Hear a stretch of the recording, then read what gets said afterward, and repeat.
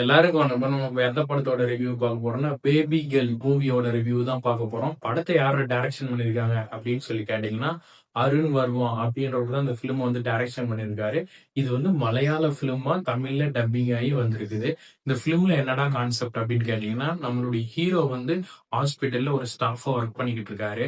Police வந்து ஒரு குழந்தைய வந்து அட்மிட் பண்றாங்க. அந்த குழந்தைக்கு வந்து அட்டெண்டரே இல்ல. யாரை கேட்டு நீங்க அட்மிட் பண்ணீங்கன்னு சொல்லி கேட்கறாங்க. அப்ப கேட்கும்போது இந்த குழந்தைக்கு நான் அட்டெண்டரா இருக்கேன்னு சொல்லிட்டு நம்ம ஹீரோ வந்து சொல்றாரு. என்னடா அவன் சம்பந்தமே இல்லாத பேசுறான்னு சொல்லிட்டு அந்த குழந்தை மேல ஒரு பிரச்சனையே இருக்குது, ஒரு அரசியல் சூழ்ச்சியே இருக்குன்னு சொல்லி சொல்றாங்க. அப்ப எது சொல்லியுமே கேட்காத அந்த குழந்தைக்கு நான் அட்டெண்டரா இருக்கேன்னு சொல்லி அவர் வந்து ஆஜராகிறாரு.